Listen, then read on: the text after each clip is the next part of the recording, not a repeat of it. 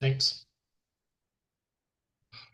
Good evening, everybody. Welcome to the October 2024 meeting of the Durham Bicycle Pedestrian and Advisory Commission. I am calling this meeting to order. We have a quorum. We presently have 16 active members, which means we need 9 for a quorum, and by my count, we have 11. Before we begin, I'd like to start, as we always do, with the reading of our land acknowledgement. Let me get that up on the screen. And Mary Rose has agreed to read this. Please go ahead. We, as the Bicycle and Pedestrian Advisory Commission, want to begin this meeting by affirming BPAC's commitment to equity and racial justice. We would like to acknowledge that this meeting is being held on lands that have served as the home for diverse Indigenous communities long before current governments were established here. We pay our respect to the elders and members of these communities, both past and present, and recognize the harms of genocide and colonialism. We will make a conscious effort to reflect on the following questions as we advance through our business and contemplate changes in our community. And we recognize that achieving equity requires our commitment to an ongoing process. How can we seek to repair harm with our work and not erase history? How does our work impact the vulnerability and safety of people who hold many intersecting marginalized identities, including Black, Indigenous, and people of color, people with disabilities, and lesbian, gay, bisexual, transgender, queer, and questioning people? How can we prioritize and center people in our decision-making? How can we be more responsive to local needs? How can our work build community power and shared decision-making? Thank you very much. I'll stop sharing for just a moment. Okay, we have a full agenda tonight, but we should proceed with introductions to make sure we all know who's here and know each other. So I'll go around my screen as I see it and call on you for introductions. I'll start with myself. I'm Brian Hawkins. I've been on BPAC since August of 2023 and no, 22. I don't know, a couple of years anyway. I am the chair for 2024. I also serve on the Development Review Committee, and I am an at-large member representing the city of Durham. Next on my screen, I see John Lawler. John Lawler. I am a new member. This is my second meeting. I'm on the Development Review Committee, and I represent the county as the seniority rep. Thank you very much. Jeff. Jeff Bukowczyk. This is my second stint on BPAC. I was on BPAC 2013 to 2016, rejoined in 2023. I'm the liaison to the Bond Referendum Steering Committee and the City County Bike Pedestrian Implementation Plan Committee. Thank you very much. Mary Rose. I'm Mary Rose Fontana. I've been on the commission for about a year. I am the bicycle community representative for the county, and I'm also the Vision Zero liaison. Thank you. Nathan. Nathan Lee. I've been on since last summer. I'm the chair of the Planning and Policy Subcommittee, and I am the Duke liaison. Thank you much. Tony. I'm Tony Reevy. I'm an at-large member for the County of Durham, and I'm on the Planning Committee, and I've been on BPAC since June. Thank you very much. Hannah Salvaggio. Hi everyone, Hannah Salvaggio. I'm the bike and pedestrian planner with the city and the staff liaison for BPAC. And importantly for this meeting, keeper of the clock. Trevay. Hi, my name is Trevay Willis. I am been on BPAC for about a month and a half, and I am the paratransit and transportation representative for BPAC. Thank you very much. And I believe this is your first meeting of the full commission, correct? My first meeting for the commission. Wonderful. Well, welcome. I believe a guest, Peter Whitehead. Hi, I'm Peter. I'm from the Durham Open Space and Trails Commission. I'm a commissioner there, and I'm supposed to be the liaison to BPAC, I guess what Jeff was doing. And then, but now in the reverse. Great. Well, welcome. And I think you're it now. I think you show up and do it. You say you're it. So welcome. Trent. Hey, good evening, everyone. Trent Cormier, County at-Large member, and the newest member of the DevRep committee. So, Great. Andres. Evening, I everyone. believe you. Andre Sotero. Oh wait, Brian, was that for me? I don't know. Oh, I thought I heard my name. I'm so sorry. No, I called on you. I don't know who else was talking. That was Oh, me. okay, I had all a good. bad connection, so my bad. Okay. No worries. So good evening, everyone. My name is Andre Sotero. I'm a county representative. I've sat on BPAC for close to a year and a half now, and I help run our social media strategy and presence. Wonderful. Thank you. Hannah Bartlebow. Sorry, tech issues. I'm Hannah Bartlebaugh, joined this last summer, June or July, as a county youth advocacy representative, and I'm on the community engagement committee. Thank you. Ed Rizzuto.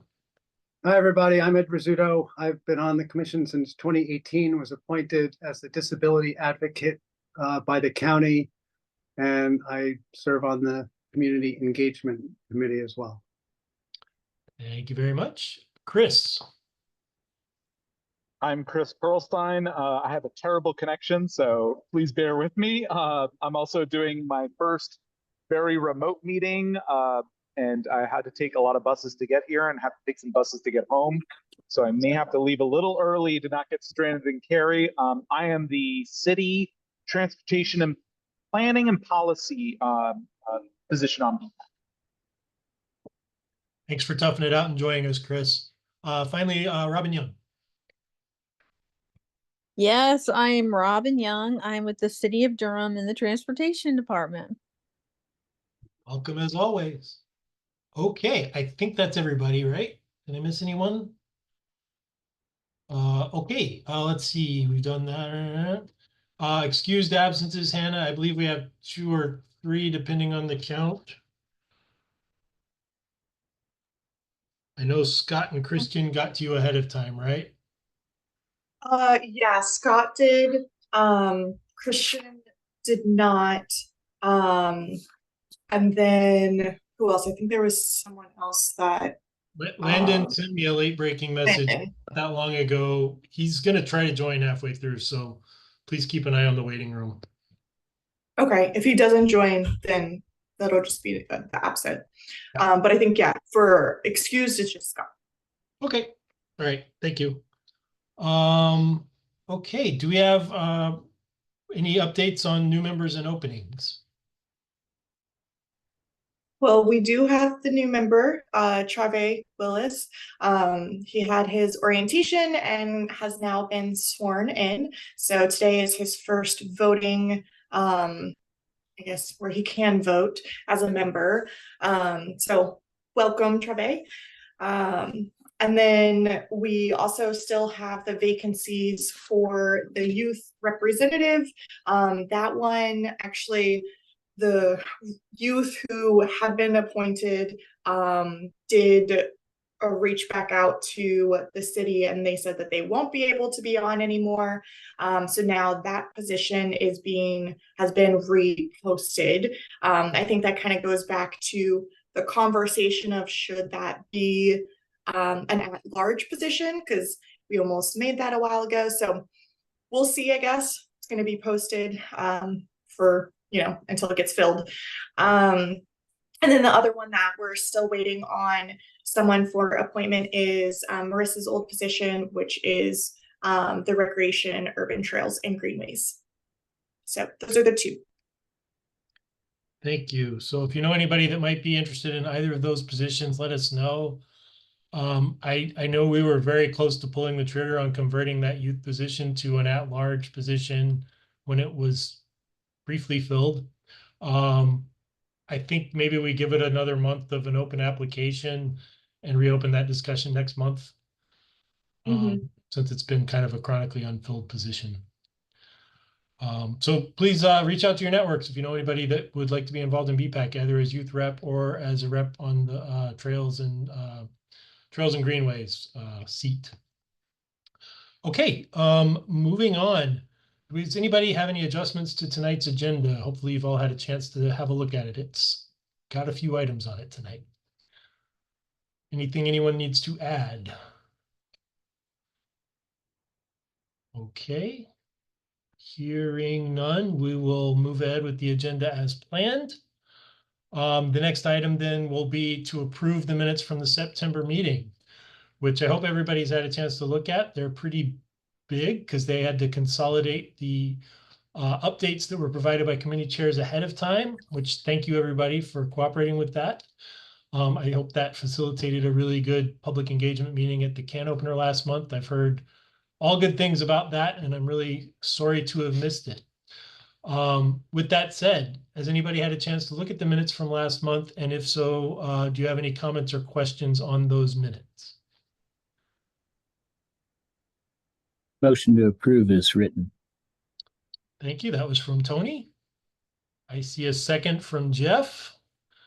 All in favor of approving September minutes as written? Aye. Hi. Aye. Aye. And any in opposition? Hearing none, the motion carries unanimously. Thank you all very much. We are now moving to the public comment portion of the meeting. Do we have any members of the public that would like to offer comment on anything related to bicycle and pedestrian things in Durham?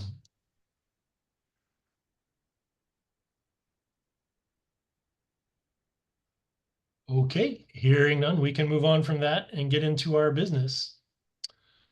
Okay, let me pull the agenda back up so we can look at this for a second.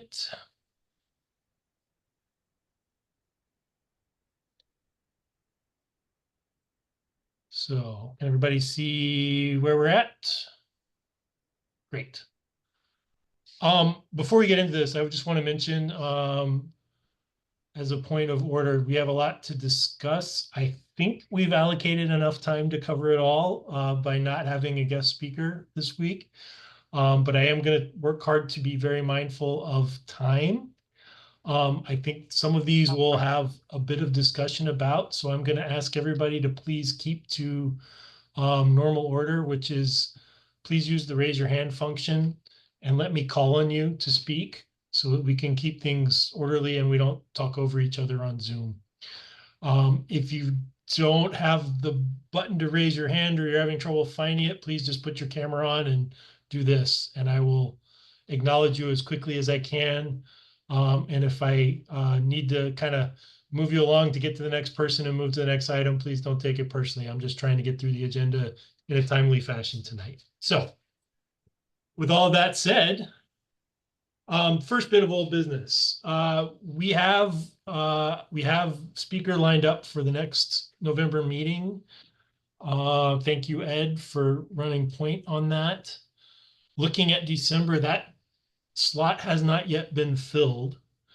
It does occur to me we should at least ask, are we good to have our December meeting? I know sometimes it runs awfully close to some holidays and a lot of people are out of town.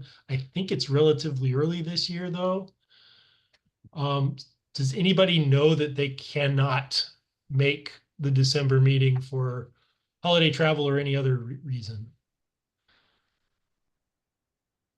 If you've been able to look that far ahead on your calendar. Not hearing any comment on that. I'm assuming that we're all good to have the December meeting, which means we should probably plan for it. We've got a kind of running queue of potential speakers, and we've gone through a lot of it this year. Does anybody have any thoughts about something they'd like to hear about in December, either off of this list or something else?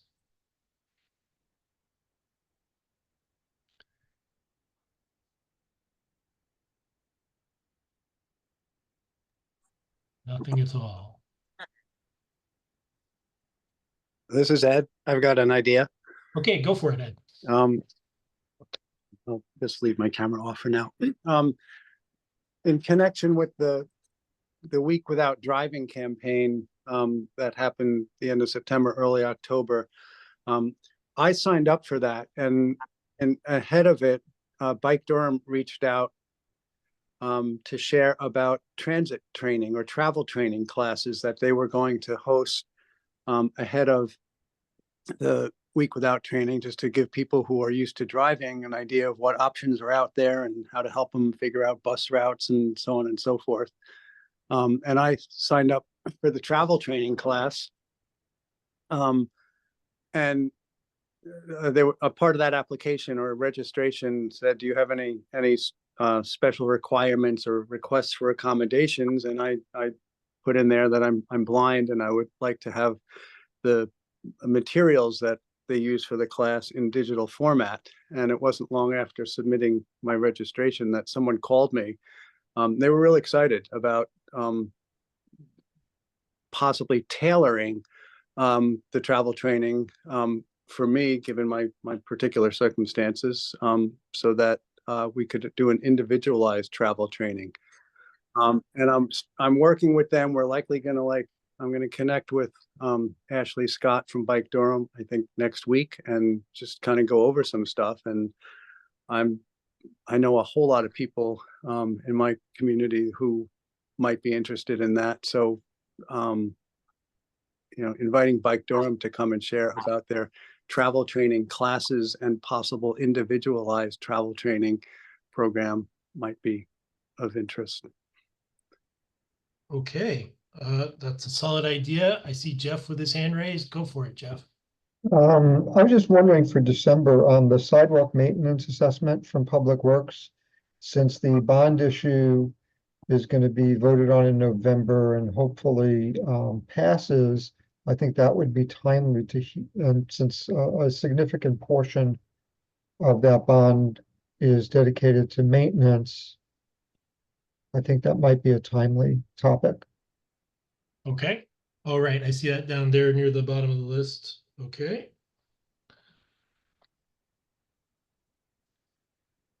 Any other thoughts? And by the way, we can also use these ideas into January and February too. We don't have to stop in December. Okay. Let's do this. We have a little bit of time. We don't have to settle this tonight. Ed, can I ask you to ask your contact at Bike Durham if they would be interested in speaking at the December meeting or the January meeting perhaps? And Jeff, do you know who our contact would be on sidewalk maintenance in Public Works? I don't, but we have another bond referendum committee meeting on Friday. And there's usually someone from Public Works there. And if not, I can just find out. I bet that's the right path. So yeah, if you could do the kind of the same thing with the same ask, sure.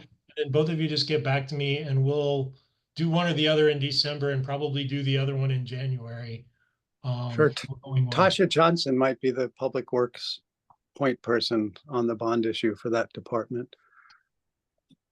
Okay, great. Thanks. Okay. Anybody have any other thoughts they want to put up there? I think that's two solid ones and we're a month and a half ahead, so I'm feeling good about that. Okay. Gone. All right. It's time. We've done it several times. We're going to do it one more time, I hope. Let's talk about e-bikes on multi-use paths. I saw a flurry of activity on the working document about an hour before the meeting, so thank you for those that have commented on that. Let me pull up. Is this the right one? Yes, it is. So we've had a couple of conversations around this in and out of the main meeting, mostly in the PMP meetings. To recap, the issue at hand is that there's a misalignment between Durham's codes as currently written as to what vehicles are and are not permitted on multi-use paths, specifically electrically assisted bicycles, which are not currently permitted under Durham code as it's written right now because they are considered motor vehicles. And the fact that people with e-bikes are in fact using multi-use paths. There's concern that that misalignment is bad in a number of ways. One, it creates ambiguity about what uses are or not permitted on paths. It's makes it hard to promote what we think is generally a good alternative to car transportation. We don't want to have a situation of selective enforcement of a law that a lot of people are breaking. And also many of our neighbor communities have already dealt with this issue one way or another. So we've wanted to try and encourage the city to look at this, realign definitions, realign the statutes, acknowledging also there's concerns about what the impacts of increased use of e-bikes on multi-use paths could be, particularly on pedestrians, people with strollers, people with pets, people who are using mobility assistive devices, and wanting to sort of balance those interests. So we have a working draft of a letter that we've had a lot of comments on and a lot of work on. That's on the screen right now. You can also find it and look around it yourself. Let me put this in the chat.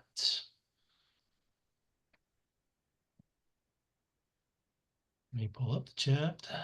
Oh, I can't get that button. There we go.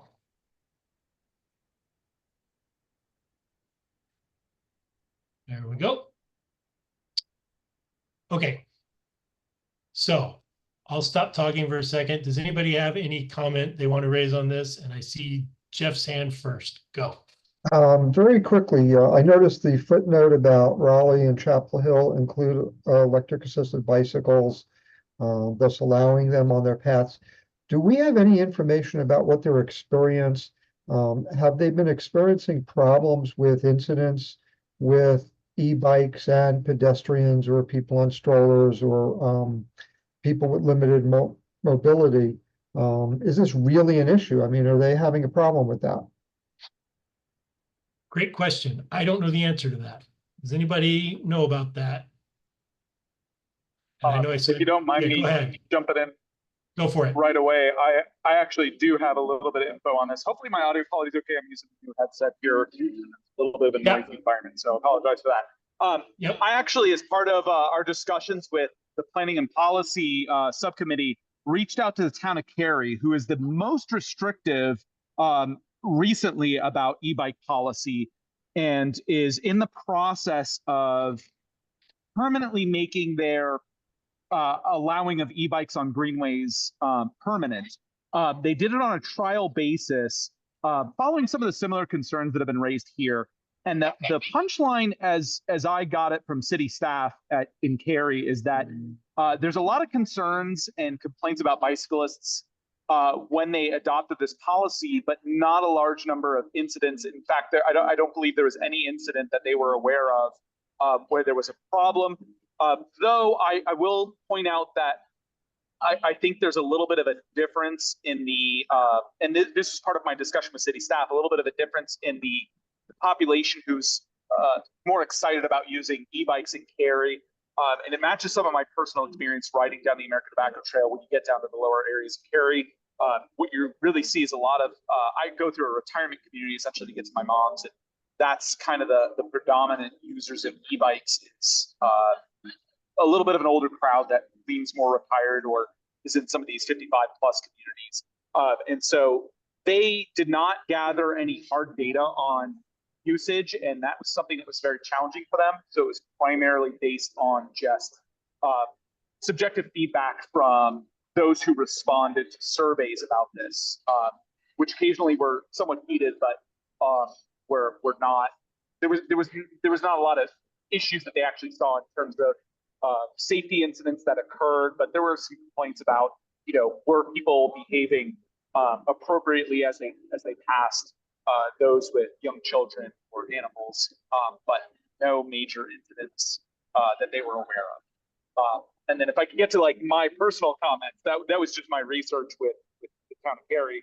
I do think like I understand the concern about speeds, but I do think it's important to talk about the specific types of e-bikes that we're saying are allowed, which are following the state definition of legal e-bikes, which remember are only 20 miles per hour, right? And I think there's a little bit of a misconception about speed. One thing I like to talk to people, and I'm sure some of you guys have heard me bring this up before, but Usain Bolt, when he set a 100-meter record in the Olympics, sprinted at 27 miles an hour. right? This is a human sprinting at 27 miles an hour. And that gives you some sense of scale of what people can actually go, right? The vast majority of humans, even not in the greatest shape, sprint 50 miles an hour. And, you know, essentially a 15-mile-an-hour speed limit would mean you could keep up with a human sprinting for a short period of time, obviously. Like, I mean, even myself, I could probably do that for like 20 feet before I got tired. So, you know, I think the 20-mile-an-hour limit is pretty reasonable. And I will say that, like, in my personal experience going down the American Tobacco Trail, I actually frequently get passed by people on regular bicycles, like road bikes, who are pretty kitted out, serious bikers, when I'm going in the range of 15 to 20 miles an hour. I always try to slow down and be as respectful as possible around animals, children, and even just other pedestrians in general. And I don't see that same behavior always with road bikers who are not even on e-bikes. So I'm sympathetic to the concern there, absolutely 100%. But I also think that this is kind of a broader problem of behavior on shared use paths.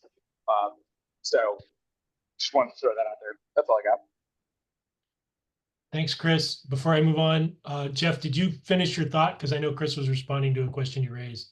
Yeah, it's just, again, I mean, you know, Cary might not be a great example because they're changing their policy. Obviously, any information they have would be great.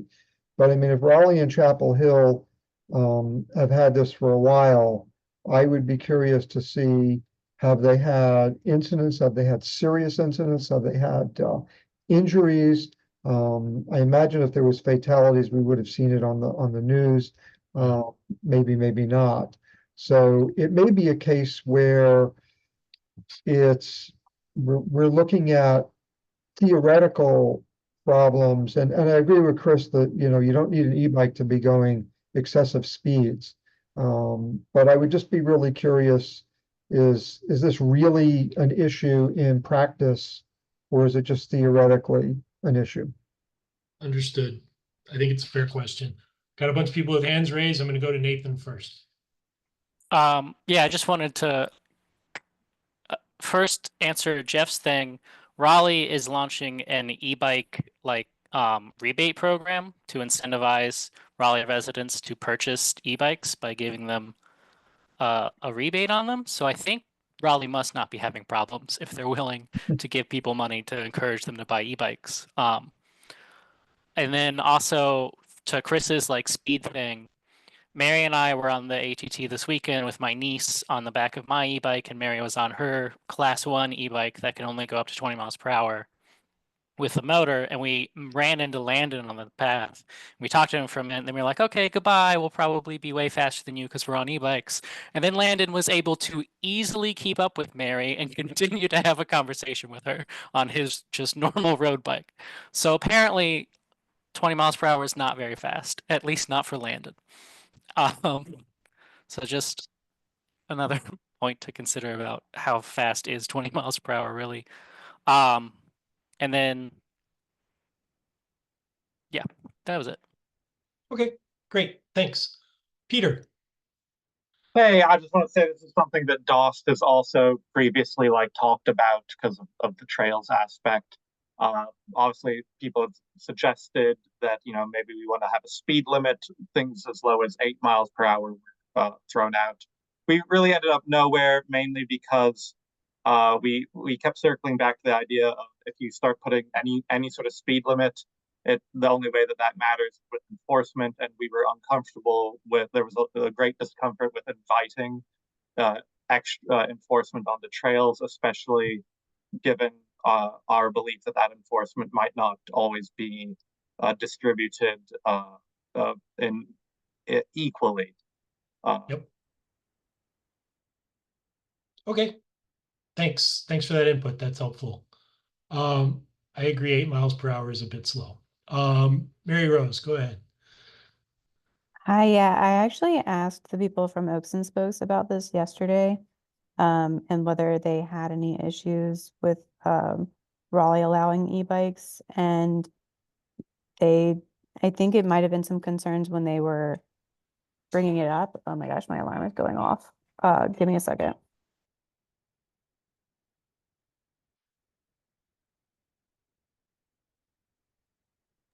It's 7:30. She has to do her Duolingo. I'm so sorry about that. It's insanely loud, the alarm. Um, the so I asked them about it and they said that they didn't have any issues since allowing e-bikes, but it was something that was brought up prior to allowing e-bikes on trails. Their only issue has been that Raleigh's trails aren't really conducive for as a mode of transportation.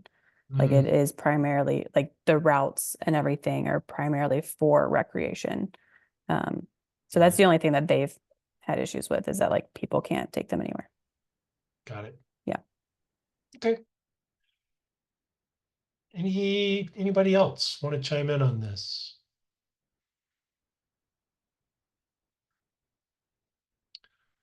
Okay, let me pull up where we're at with the text then. And I would like to make a suggestion that I think we've devoted 2.5 meetings to this now. I think it's in a place where we should either move forward or drop it. So I'm not going to yet read it to everybody. Let me just give an overview because this is still a working document. But we did first draft. We kind of have an introduction here that basically identifies the problem, as I mentioned, around the code, the definitions of motorized vehicles, etc. Our identification of potential concerns, some of which we've been discussing, and some of which have also been brought up, including safety and also concerns about enforcement. And then this is the important bit. This is where we started talking about recommendations. So to summarize the recommendations as they currently stand, one is to revise city code to explicitly allow electric assisted bicycles by some means. The second is to set a default speed limit, and currently that speed limit is set at 15 miles per hour. The third is to earmark funds to procure and install ahead of or coincident with the actual change in the statutes signage that clearly states the speed limit, clearly establishes yield priority, reminds people to be courteous and slow down around other modal users, and also where trails go through certain rights of way, clearly identifies any zones where electric assist is not permitted. The fourth recommendation, which is new since we last talked about this as a group, and this is my attempt to thread the needle on a couple of concerns raised, was to also ask that they earmark funds to study the impacts of implementation on all modes of trail usage. And that's both in terms of, hey, does allowing this mean more people use e-bikes on trails or not? And also, does that imply we need more capacity on these trails if usage goes way up? But also to look at impacts on pedestrians, other users, by way of making sure we're doing no harm. I'm not personally comfortable with putting a time constraint on that impact study for a lot of reasons, but I think that as a general point, it's probably worth including in our recommendations. So I'll remind everybody, this is a letter to council. We're providing advice. We're not writing laws. Anything we do doesn't bind anyone. This is just our consensus idea of what needs to be done.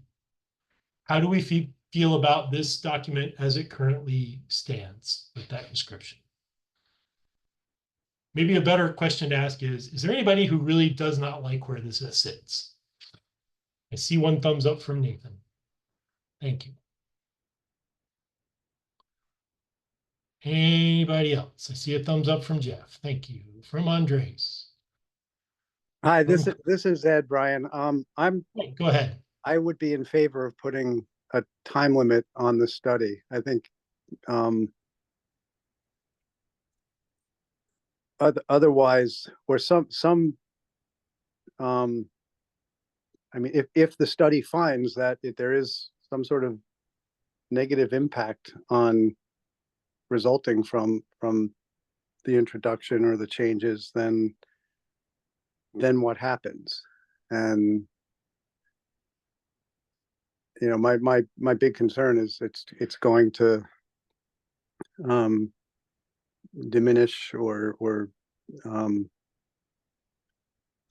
you know, just negatively impact the use by pedestrians and the people with strollers and people using mobility devices. And if the study reveals that there is that kind of an impact on those communities, those users, then there should be something to take care of that, to either go back to the status quo or I don't know. I don't necessarily have the answer to that, but if we're going to conduct a study, and I think it's important to conduct a study, then there should be something to address the outcome of the study that is not a desired outcome or is a negative outcome. Okay, so I hear your concern. Here's mine, which goes to a previous conversation we had around this.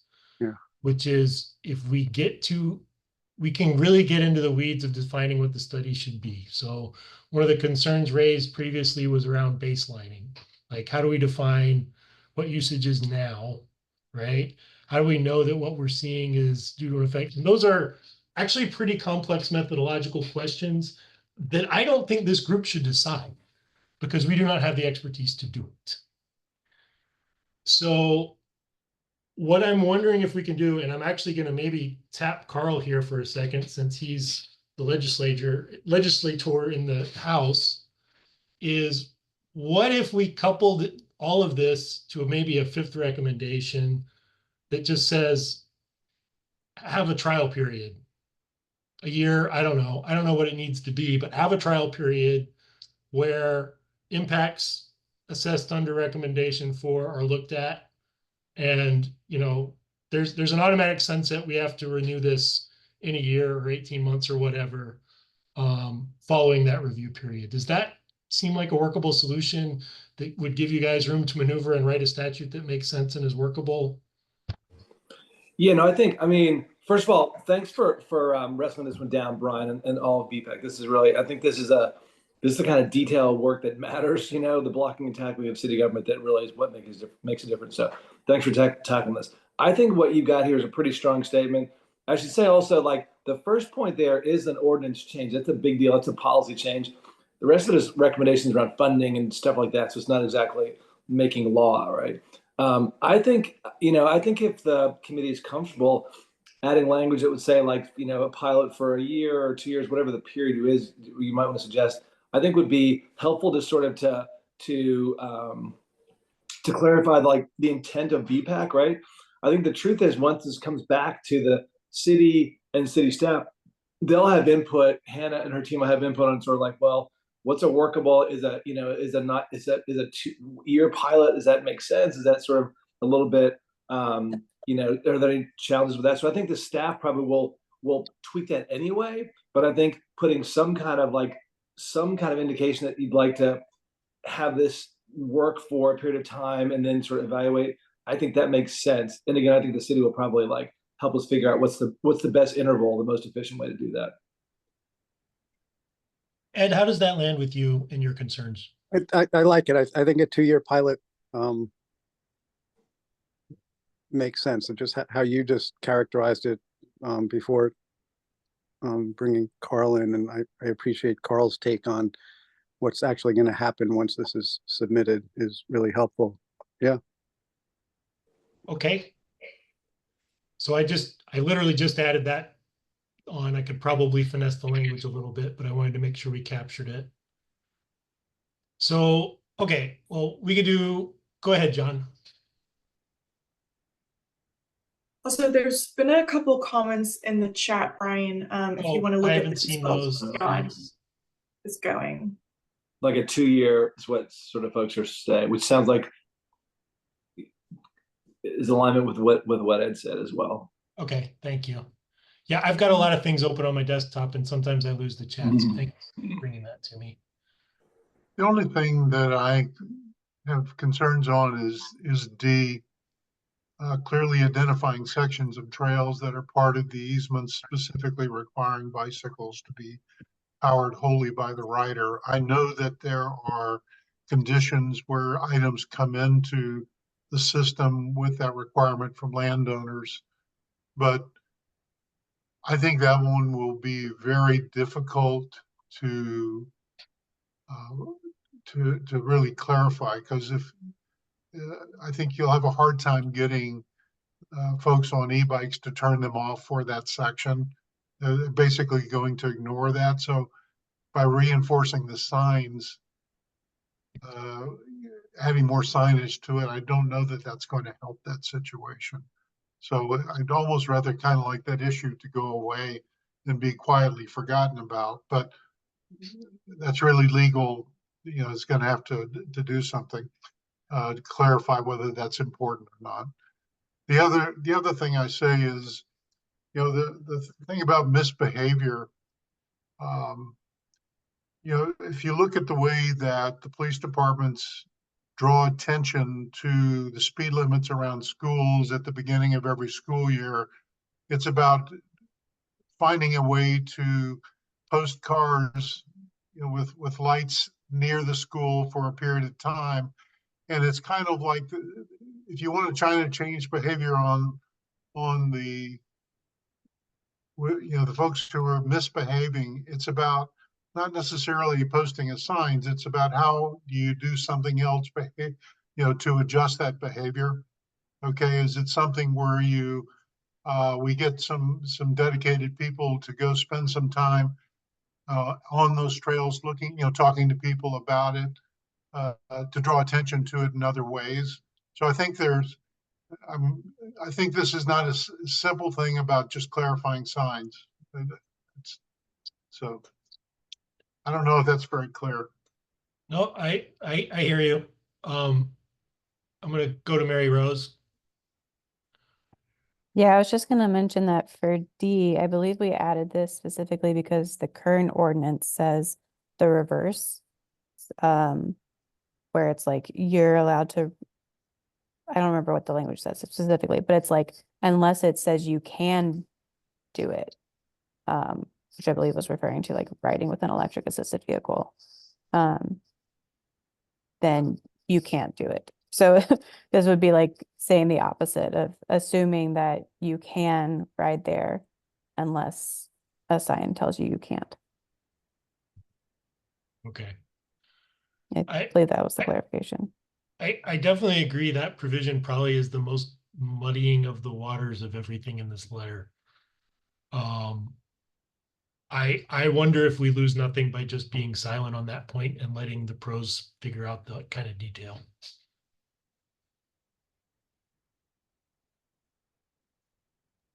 I mean, I'm comfortable with it not being a thing that they earmark funds for. Okay. So that's kind of what it's asking, as Yeah, opposed to like good point. updating the It is kind ordinance. of in that section, isn't it? Yeah. Okay. We've got about a minute and a half left on this item, and then we need to move on. Does anybody have any other thoughts? If not, I'm going to propose a plan of action here.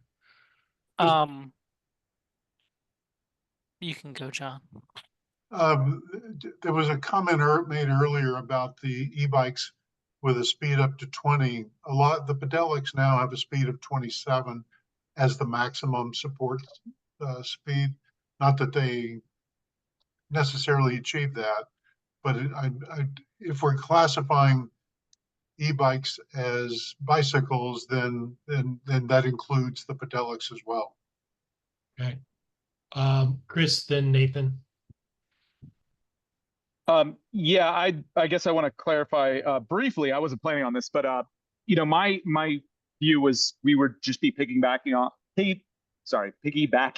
the state definition, which is 20 miles per hour, and is essentially, it doesn't align with the class system, but is essentially class 1 and class 2, more or less. It's not really perfect, but you know, my view is unless we did something different, the state definition of an e-bike not being a motor vehicle would require a assisted speed to 20 miles an hour. So the class 3 type pedelecs would be considered maybe a motorcycle or some other weird thing. It wouldn't fall under the exception where they're allowed.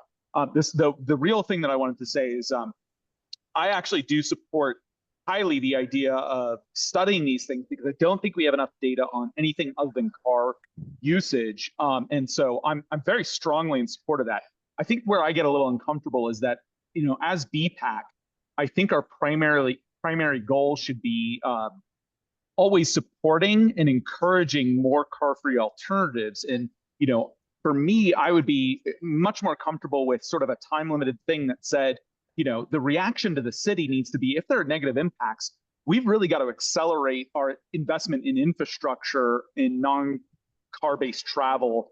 So things like widening greenways or adding dedicated separated cycle tracks, similar to what's envisioned with the rail trail. So, I'd encourage everybody here, like there's a lot of different types of transit that I think, we all either use more or less, right? I don't use the bus as much. I try to use it to avoid cars, but I still 100% support enhancing those things, even if it's something that is a mode that I don't use. And so on that front, I would want to know those impacts to pedestrians, but I'd want to mitigate that, but I'd want it to be in a way that encourages that use in a safe and effective way. So I guess that's my 2 cents on the outcome of the study, what I would want to see. Okay. We're 1 minute over, so Nathan, you get I get the last word, but Nathan, you get the last word before me. Yes. I was going to say what Chris said, that pedelecs are not electric assisted bicycles under North Carolina law, which is the definition that Raleigh and Chapel Hill and Durham are using, which is the state's definition in where is it? It's in GS 2171.1. If you want to look it up. And also, the reason why D has made it into here is because I believe the entire justification for not allowing e-bikes currently on the greenways are those easements from some landowners that say powered wholly by the riders. So that was why D had made it in here, to do what Mary said, where instead of having it's not allowed unless otherwise posted, make it so that it's always allowed unless otherwise posted. So I would say that we can eliminate D entirely from this if we just change our recommendation 1 to be revise the city code to explicitly allow the use of electric assisted bicycles on shared use paths and greenways in Durham unless otherwise posted. Because then we're basically asking them to change what the default is. And we're trying to say if landowners don't want e-bikes on their portion of the easement, they should enforce that themselves and not ruin everything for everyone else. That's all. Okay. Okay. Here's what I'm going to propose we do on this. As I said, we've had extensive discussion. I feel like we've hit the high spots and got dangerously close to something that looks like a consensus to me. I will take it as an action to clean up this document and get it all resolved to that as I understand it to be. This month is your chance. If you have anything else you want to comment, concern, question on, please do it on the document, the Google document. You have this month to do it. We will do an up or down vote at the next meeting. There will not be a discussion at the next meeting. So any further discussion will happen in the Google Doc. Does everybody understand that? Okay, great. We're going to move on to new business then. Ryan, there was one last question. I don't know if that's somebody else want to resolve in the last month, but there's a question from Hannah about who the letter's being sent to. Right now it's addressed to the city council and the mayor, I think. And I'm still new to this process, so I'm not sure I know the sort of proper way to do that. It does feel like, certainly if you just send it to the city council, I will bring this forward to the city manager. I think ultimately it's gonna land on the manager's desk, right? So I think you can, I think you should address it to the city council and maybe the mayor. I'll bring it to the manager. Okay, yeah, that's kind of my default. If it's a city policy question, we go to council and let you guys figure out who else needs to be involved. Yeah. So let's do that. Okay, thanks. And yeah, sorry guys, I can't always attend to the chat. So, cool. All right, we are moving on to what is next? New business. Okay. open spot on the Community Engagement Committee for a chair. I harassed the attendees of the community engagement meeting last week and hopefully guilted somebody into volunteering. Not everybody that was at that meeting is here, but I will ask, would anybody like to volunteer to be our community engagement chair? Your pitch was compelling. I was waiting to see if anyone else had volunteered before this, but I'll raise my hand. Happy to do it. Wonderful. Thank you for volunteering that. I do want to give anybody else the opportunity to throw their hat in the ring if they want to, but I bet nobody's going to. Okay. All right. Congratulations, Hannah. You're the new community engagement chair. Way to step up. You're an example to us all, getting in and getting your hands dirty right away. Thank you so much. And congratulations. Okay, great. I love it. Let's move on. Next thing we wanted to talk about, kind of a late breaking thing. We've talked about the bond referendum, specifically the part of the bond referendum. There's actually two bond referenda, or two questions on the ballot anyway. One to do with parks and the other to do with sidewalks and streets. I think, want to, though we need to take a vote on it, support at least the sidewalks and streets referendum because the projects there are aligned with the kinds of things we've been asking for since time immemorial. I drafted a very quick and very short letter that says we do that. It's to answer the previous question about to whom it's addressed. I think we decided in, which committee was this in? I don't even remember now. One of the committees, we decided it should probably be an open letter if we did that. Community engagement. Thank you very much, Ed. Community engagement. Sorry, I go to all of them, so they kind of run together. Let me pull up what I've written here. Let's see.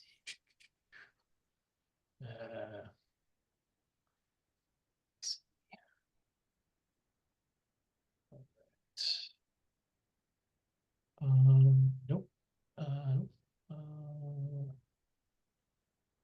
Does everybody now see a Durham BPAC letterhead that starts an open letter to Durham residents?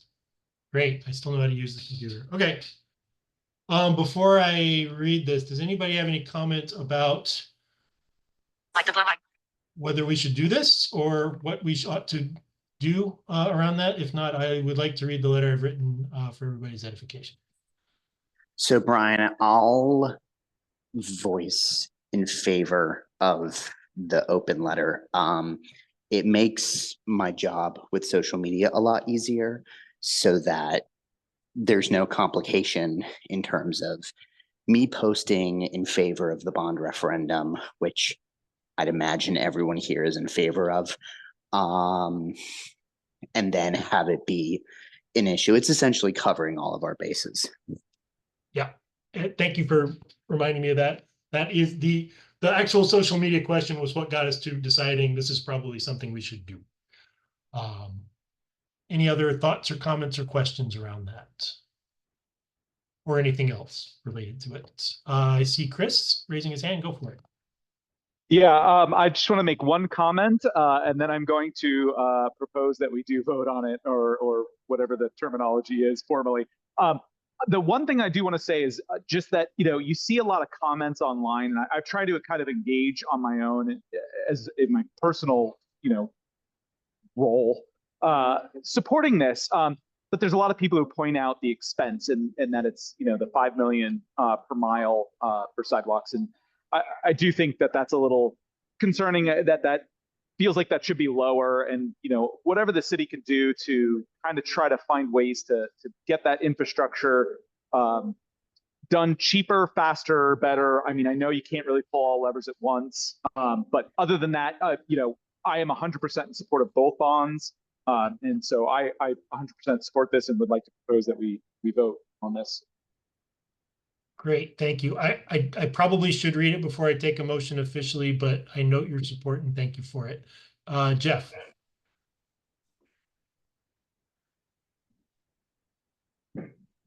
Okay, now I'm unmuted. Just to quickly address Chris's comment, and I've seen a lot of people who have been like, wow, $5 million a mile, this is insane. One thing that we need to keep in mind, not necessarily for the letter, just for everyone's here's edification, is the low-hanging fruit has already been built. The easy sidewalk got built. What this is going to do is this is going to enable the city to build the ones that were really difficult and really expensive, which is why they didn't get built, which is why it's so expensive. So just pointing that out. Got it. Thank you for that perspective. Councilman Rist. Yeah, thanks for Jeffrey. Jeffrey has been one of our loyal. He's our BPAC representative to the bond steering committee. So I appreciate Jeffrey's engagement and yeah, he's been part of it. I just wanted to echo his comments and give an example. We were just out recently. If you all know East Club Boulevard, east of Roxborough, going out towards Dearborn, out that way, there's a big chunk of sidewalks that will be built there. And I think, as many of you may know, if you know that stretch, it's like a lot of roads in Durham where there's like a road and a ditch on either side. So building sidewalks there involves like drainage stuff, retaining walls. It's like not easy stuff. And so Jeffrey's absolutely right. And this is what staff have told us, like the easy ones have been done. And so now we're looking at ones that are more complicated, but like that stretch of East Club, there's a lot of folks who are walking down there to get to buses on Roxborough. It's actually really important. So yeah, we have heard those comments, and we're trying to be as sort of respond to that in the most compelling way, because I think that's where we are. It is, and if you compare our cost per mile to other cities, it all depends on the situation and so forth. So I've seen some comparisons like, hey, it should be only about like $500,000 per mile, but it's all the context that matters. So thanks for bringing that up, Jeffrey. Yeah, thanks. I agree. Yeah, that community in general, in particular, it's really challenging, and there are a lot of pedestrians, a lot of transit users. I see them all the time. I pass through there quite a lot. Yeah, and the truth is, like, if you look at those heat maps of where like accidents happen, it's a lot of communities like that, sadly. So it is really important. The other thing I will say, just one comment, Brian, is that if it's worth, I don't think you have to do it, but it's worth also adding in the letter that much of the, like, not all, but a lot of the street stuff is also, there's going to be traffic calming as we repave streets as well. So there's an opportunity, even with the streets, the $30 million for street repaving, to also do stuff that's going to support and enhance the experience for bikers and walkers. That's a great point, because I will say that the letter as written now really focuses on the sidewalk side. So the streets are, that's also part of it. Yeah. And I would also, just to echo what Andre said, like the open letter, I think makes a ton of sense, because this is less about a letter to the city council. We're all working to support this. It's more like this is a public document, right? So I think an open letter makes a lot of sense. Yep. Okay. Great. If nobody else has any questions or concerns, let me read the letter as it currently stands, and we might take a note to see if we can include Carl's suggestion, because I think that's really good. But let me go ahead and give us a read for the record. Open letter to Durham residents. Dear fellow Durham residents, the Durham Bicycle and Pedestrian Advisory Commission, BPAC, is pleased to offer our support for the Connecting Durham 2024 bond referendum. Specifically, we are endorsing a yes vote on the ballot question regarding a bond order authorizing the issuance of $115 million general obligation streets and sidewalk bonds in the city of Durham, North Carolina. The projects that will be enabled under this funding include long-deferred maintenance of existing sidewalks, as well as construction of new ones throughout our community, including extensive repairs in Walltown and in and around NC Central University, as well as new sidewalks along Maureen Road and Duke Street. These improvements are critically needed to improve the safety of our residents. We encourage all residents to look at the referendum's website. There's an active link to the website there. For complete details of projects to be funded, and to either vote early or on November 5th as they are able. Sincerely, etc. I think I would like to edit this with a sentence about traffic calming coincident with road repairs. Other than that, this is pretty much the letter we have. Would anyone like to make a motion? Motion to approve from Andres Otero. Thank you, Seconded Andres. from Chris Perlstein. Thank you, Chris. All in favor, please indicate by saying aye or raising your hand. Aye. Aye. Aye. Aye. And any in opposition? Okay, hearing none, we consider this motion approved. I will edit that letter per that discussion with Carl, and I will try to send this out tomorrow. Early voting starts on Thursday, folks. Okay, great work. All right, let's see, what's next? Oh, leadership nominations for 2025. I don't really have anything in particular to discuss except to just raise the issue that the time is approaching when we need to elect a new chair and vice chair for next year. We have to do it by December. I would like to suggest that we try to do it next month. It doesn't change the term of service, but it gives the people who are brought on a little more time for onboarding in advance of hitting the ground running, planning the retreat. So basically, I'm just trying to smooth that transition out a little bit. I wanted to put one thing up on the screen that I have worked on a little bit this afternoon. This is what I mean when I say I have a lot of windows open. All right, hopefully you're seeing a really cool spreadsheet. Yeah? Maybe not quite all of it is visible yet. Yes, we can see it. Great. All right, so this is our membership as I currently understand it, and if there's any errors, I apologize. I looked at the roster and I know there's at least one mistake in it. Because Tony, it had your term ending in June of this year, and I'm pretty sure that's when you started. So I'm assuming your term runs through sometime in 2027. So this reflects great. that. Yeah. If you sort of look at down the list here, I've sort of put it in terms of when the various cohorts of city and county appointees terms will expire. I think most people are in their first term, and many are actually completing partial terms. But you can kind of see if everybody decides not to come in for a second term, we got a big old wave of people rotating off this summer, 10 in the space of 2 months. I don't know who all we're going to retain. I'm not going to put anybody on the spot by asking here tonight, but I really only emphasize this to say, if we look ahead at the terms, and everybody in green is somebody who joined us this summer, by the way. In terms of thinking about leadership roles, and again, I applaud Hannah for setting the standard there. If you're waiting for some level of seniority or time or tenure on the committee to step up for that, I will point out that you might already be there or you're closer than you think. So with that said, I would encourage you all to think about whether you would like to be in the leadership roles. We have happily filled a committee chair today. As far as I know, the other committee chairs are planning to continue on in those roles. Actually, Nathan thumbs up means that is absolutely true because Scott already told me that. I will not continue on as chair of BPAC. It's going to be somebody else's turn, and the vice chair is currently empty. I don't think filling it before the end of the year is a high priority, but it certainly needs to be filled in the new year. So what I will ask, I've already talked to a couple of people. We've had some conversations among current leadership about people that might be nominated. If you have anyone you'd like to nominate, or if you have anyone, or if you would yourself like to consider yourself taking that role, please let me know. And please don't hesitate to reach out for me if you have any questions about the job, what's involved, the level of time commitment, anything. I'll give you an unvarnished truth, mostly about that. Chris, go ahead.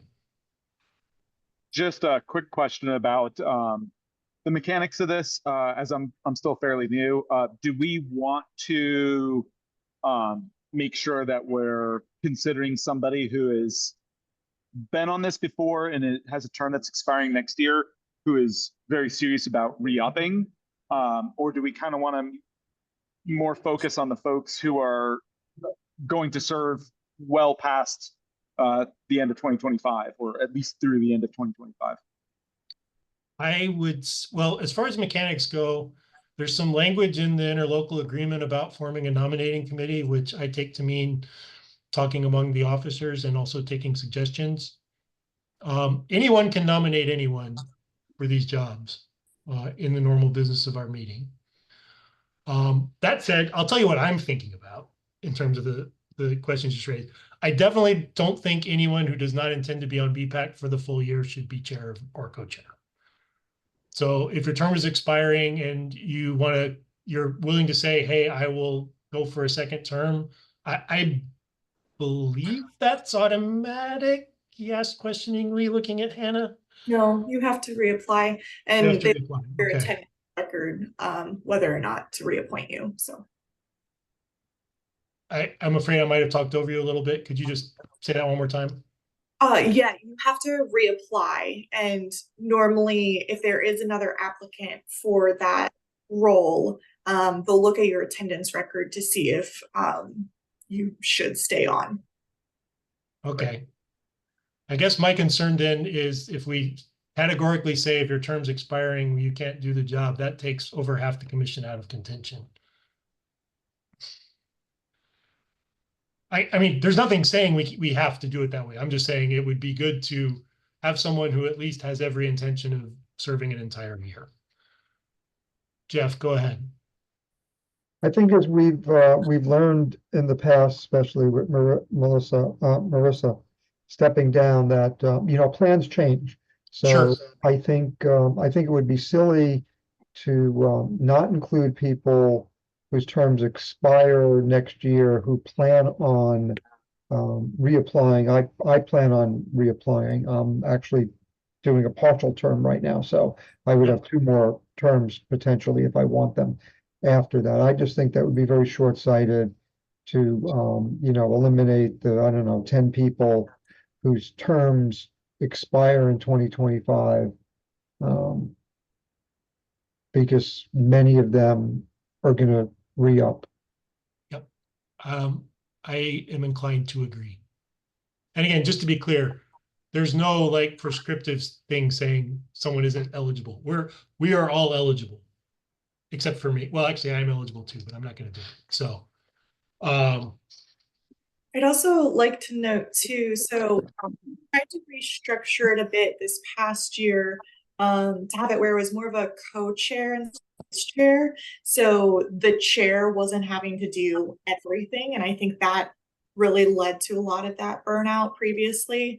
And so it's not where you would be doing everything. So if you are a little nervous about that, yeah, just know that you would be supported, and we would want to make sure that the co-chair is able to kind of help fill in some of those pieces too. Because I mean, Brian, Marissa was a really great help. She was able to, lead some of these meetings, and she was doing quite a bit on the back end too. So don't be afraid that like the chair is like this huge responsibility, because it is, you're the face, but at the end of the day, you still have a lot of support. So Absolutely. I will completely echo that. I want to credit Marissa with being a tremendous help this year. I hated to see her go, but as Jeff said, plans change, and I understand that completely.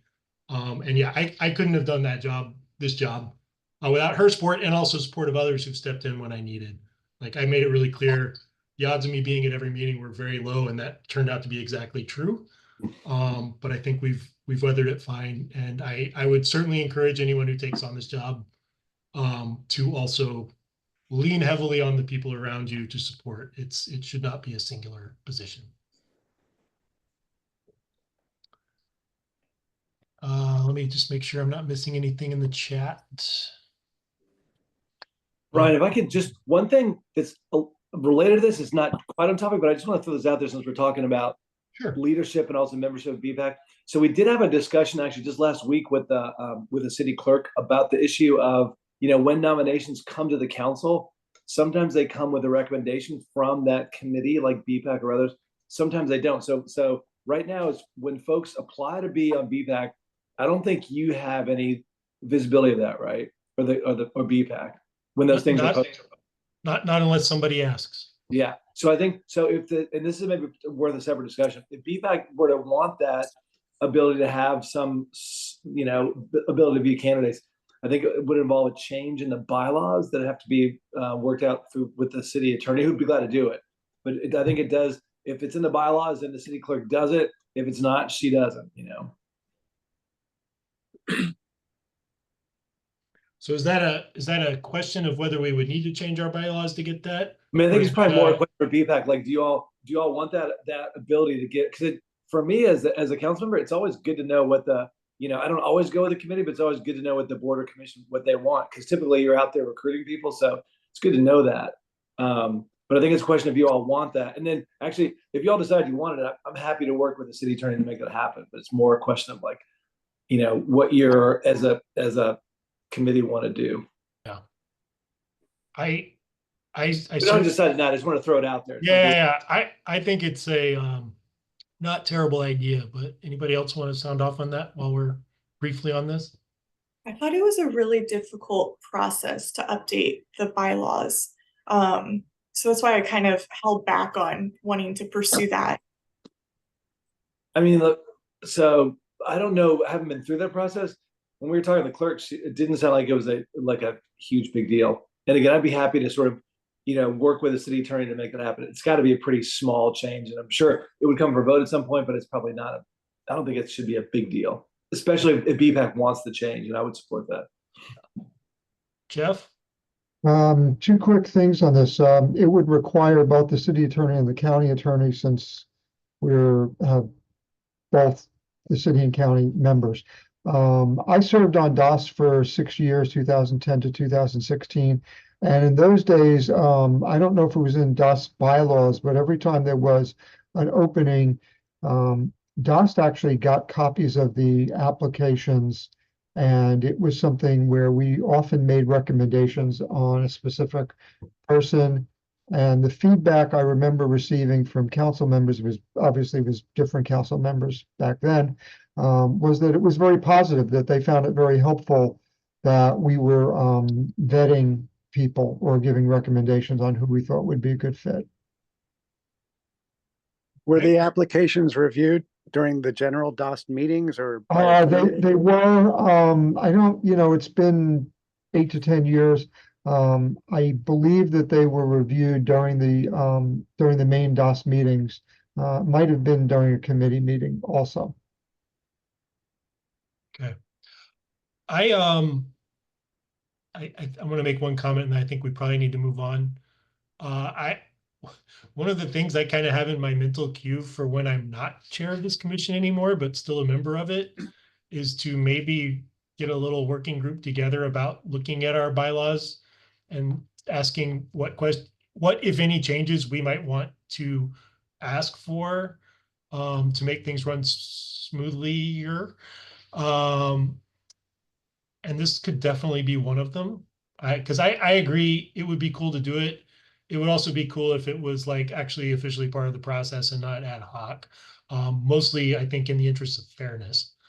So I think maybe we can take that as an action for further discussion, and maybe a slightly larger discussion about if we're going to bug the city and county attorneys about this, maybe we should try to bundle a few asks into one. To that end, because I think it's probably a time has elapsed where maybe taking a look at some of those details would be timely.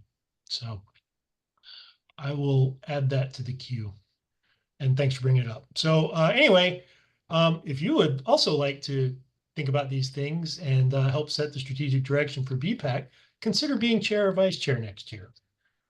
And I'll be probably talking to some of you individually soon. So. Let's move on to the thing I actually wanted to spend this meeting. Oh, I'm sorry, Peter, I just saw your hand. Go ahead, please.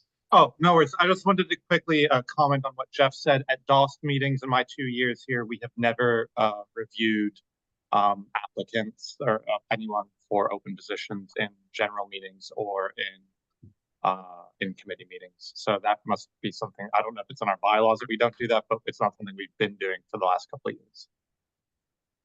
Okay, thank you. I wanted to at least start the process in this meeting of discussing what we should ask for in the CIP budget next year. You may recall, because it actually wasn't that long ago, and that was the problem. We had to do a kind of quick hurry up to get things in a timely fashion. So I'd like to start the discussion today. And I have been bugging committee chairs about this as well. at a very high level, what do you think our priorities should be? And I'll kick off with the discussion we've had about maybe requesting some funding to support transportation, being able to develop some new design details that align with a lot of the things we've been asking for in DevRev, particularly around multi-use paths, but also how they cross intersections. There's a lot of design details that don't really that aren't in the portfolio for the city and county of Durham right now, and it would be very helpful when we make those asks to have something to reference.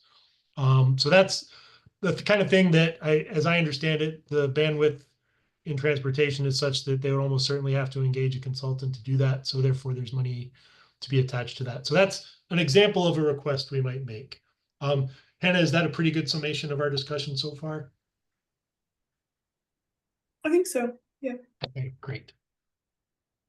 So what else? What else have y'all been thinking about? Go ahead, Nathan. Just personal pet things that I would like would be to upgrade all curb cuts on the ATT. There's a few, like when you're heading northbound, that are nice, that are like nice and like totally flat and aren't just like the weird scoop down like narrow thing, but they're like all the way flat. Having all of the curb cuts be that would be great, and I don't know, that's not that expensive to do, hopefully.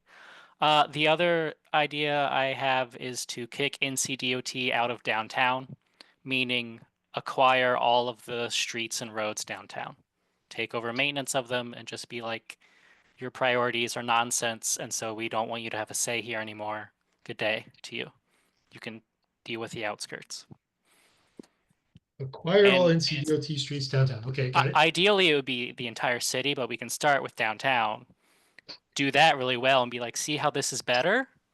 Do you guys want to spend more money to make it better everywhere? And we can do it that way. Okay, I like that. Okay, we're gonna go Tony, Chris, Mary Rose. Tony, go ahead. Yeah, so just a quick point. I don't really have a referent for the budgeting process. In other words, you know, do we have a budget sheet for the last full year? Do we have a budget sheet for this year? What is the process? And then, I mean, one of the expenses that was just mentioned would be in the multiple millions of dollars. I mean, what's reasonable to request? You know, I don't really have a referent for how we budget and what part of the city budget we cover and how much we might be able to request. So here's the great news. We don't write the budget. This is just basically BPAC communicating its priorities to the people who do, who are electeds. So think of it as a wish list, but hopefully one with some specificity and detail to it. Oh, okay. And it being multi-millions of dollars is fine. Okay. Interesting budget process, but okay. Yeah, I mean, they can say no.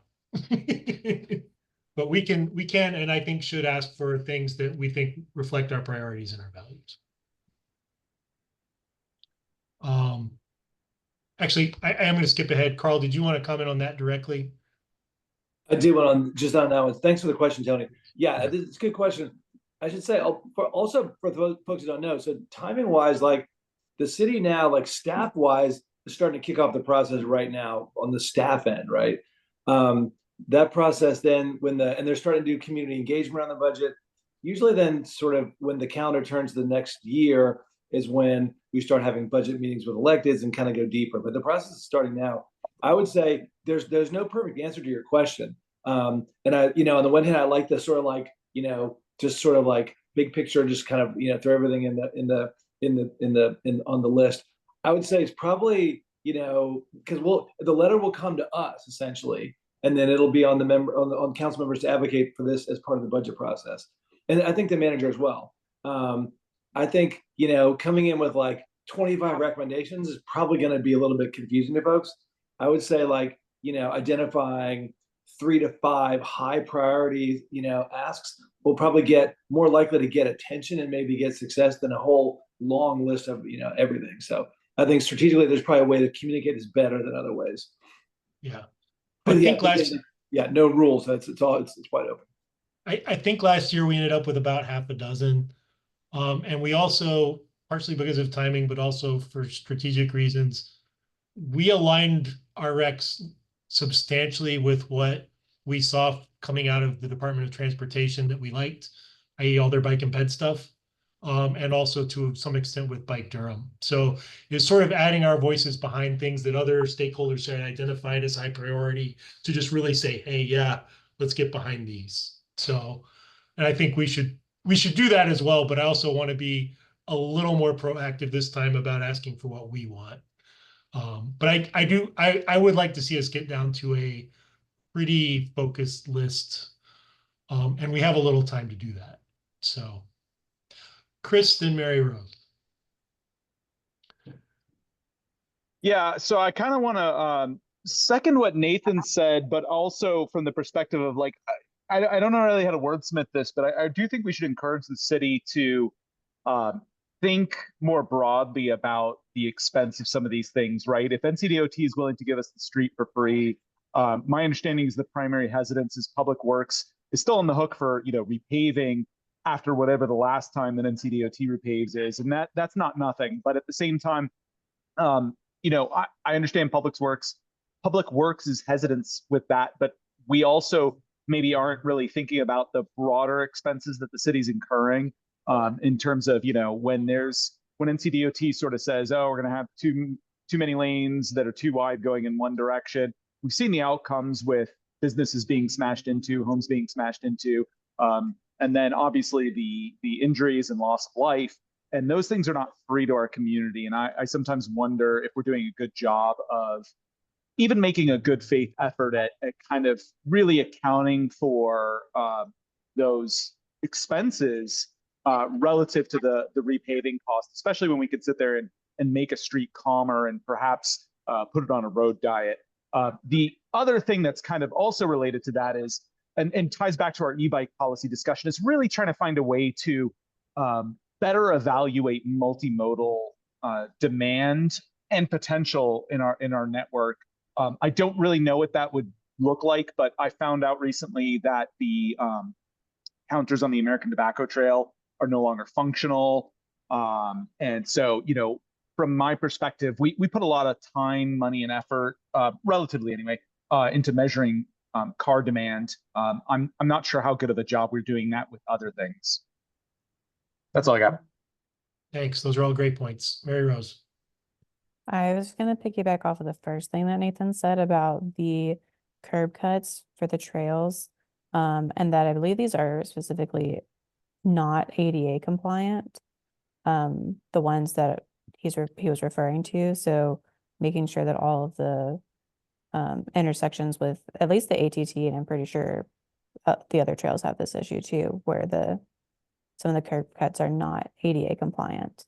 And I've put in one call request for them and they just kind of get ignored. So, okay. Yeah. All right.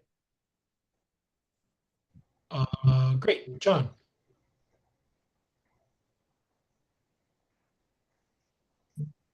Okay. So one of the things that talked to a few of you about is the opportunity to get smart bike racks in positions around the town. I don't know if it's too early to talk about that in terms of asking for it as a budget item, but smart bike racks have the potential to completely drop bike thefts to almost zero, and scooter thefts to almost zero. And it's the only challenge is very few people know about them at this point, but it's something that's starting to explode in terms of the expansion. New York City just put out a tender for 500 clusters of smart bike racks. And so what Reagan Airport just added them for their employees as well as for transit customers. So there's something that has the potential to double the interest in people becoming lifestyle riders because they don't have to worry about whether the bike they have is going to be stolen or not, because it's almost impossible to steal from a smart bike rack. And if you take a look at the inventory of bikes that are on the U racks today, they're bikes that people are willing to risk because they have heard too many experiences of bikes that have been stolen, or they've had a personal experience of a bike that's been stolen or parts stolen off. And I know I don't want to make the entire pitch tonight because some of you don't know anything about them, but it would be easy to bring you up to speed on it. But it will take probably a little bit of time to get a larger group enthusiastic about it. It's just, with Vision Zero, putting a lot of emphasis on focus, doing something else that is kind of parallel, not that saves lives, but really makes the process of being a lifestyle rider much more interesting. Okay. Because you've got a safe place to park your bike. And I'd kind of like to see us start talking about that, whether it goes in for this year's budget recommendations or not. I don't know if that's appropriate. We're ideating right now. I love it as a bullet point to talk about more. Let's go to Trevay, who I believe had his hand up, and then Tony. Hey, how's it going? Good. This is my first meeting, so I don't want to sound, crazy or anything. And I haven't had a chance really in my new role to really get around and talk to a lot of people about the concerns by being a transportation liaison. But I know most cities have this problem, and that is vandalism and issues with the bus stop shelters. That's one of my concerns there. I think this falls up under our scope.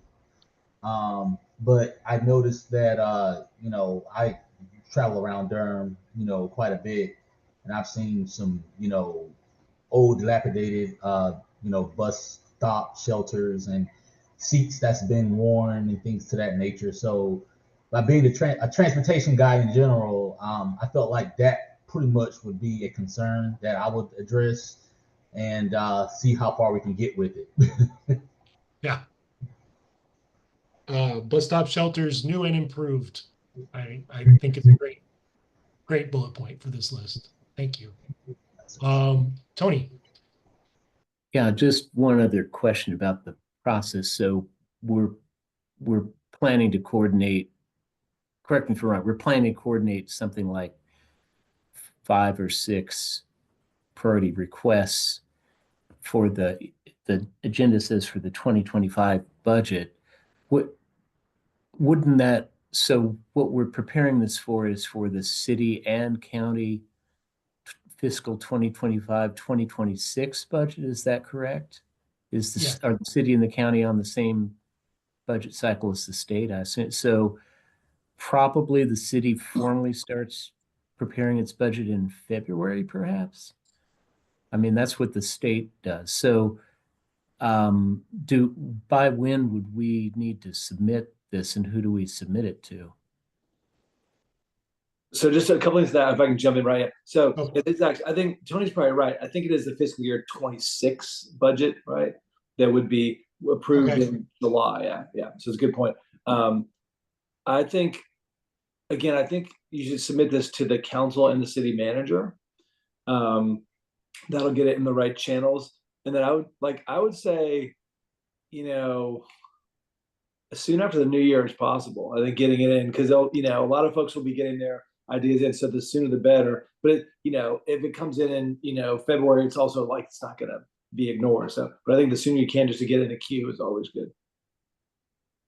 I'm just looking it up. Yeah, our letter from last year, which I'll put a link to in the chat, was dated February 29th, and we definitely felt that we were under the wire. Probably should have been that's sooner. probably a bit too late. Yeah. That's why we're talking about it now. So cool. Anything else? I think we've got a great list to get started here, folks. This is awesome. Landon, go ahead. On this budget request, since we're making this to the city and the county, would it be useful and or more impactful for us to ask to write? This comes in the form of letters, correct? Yeah. Okay. Would it make more sense to address things to the city that are focused on the city, and then write 2 letters? And then, because if we're addressing budgetary priorities to the county, my suggestion to the county would be do everything that you can to advance the construction and land acquisition and or everything with this, Roxborough Rail Trail thing as a regional pedestrian bicycle transit connector. I know that there are some Go Triangle, Go Durham routes that go out into the county, but that's few and far between. And when we get our updates from county commissioners, there's not really normally a big update there, as opposed to what's going on in the city. And I cannot think of anything that would be more impactful as far as encouraging non-automobile transportation than something that's connecting our region to a different one. And a lot of that land that needs to be acquired and whatever needs to be done, it happens in the county. So if we're going to put in that, I would suggest that for the county specifically, that should be at least an ask, if not the ask. There is no reason we cannot also send a letter to the county, and I think that's a very good reason to do so. It certainly makes sense to me to do that, to multiply our potential funding streams. Landon, it's a great suggestion. You're right. Like customizing that to the city and county makes a lot of sense. I will say in that regard. So I think a lot of you probably ought to know this. I'm probably telling you something you don't know or don't already know, but a large chunk of the funds for transit are on the Durham County side, right? Because we pay transit tax. So a lot of the money is there. But as you noted, a lot of the sort of like the actual execution of stuff, like running the bus systems and so forth, building sidewalks and so forth, is on the city side, on our public works and transportation side. So hitting both of those is actually really important. So the bus shelter point could go to the county as well, then, probably. And then there's ones like, that's probably both. Both. We can put it to both. We can write as many letters as we care to, and it's easy for me to say because it'll be the next chair's job. So. Also, though, to that point, so Chair ChatGPT. it seems like a lot of action is writing letters, but Carl, what would you recommend? Is writing a letter the most impactful way to get this message through, or do you think a PowerPoint, or how would you suggest, especially since this is going to be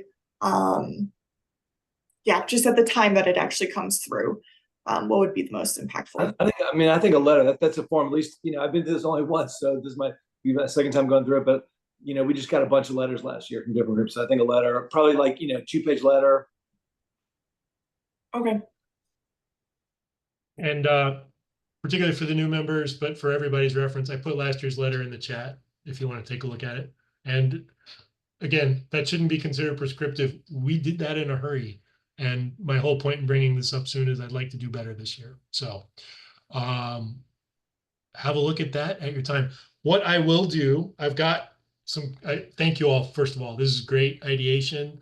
I will capture everything here into a document. I'll put it in the drive and send a link around, and we can make that our working document for bullet points.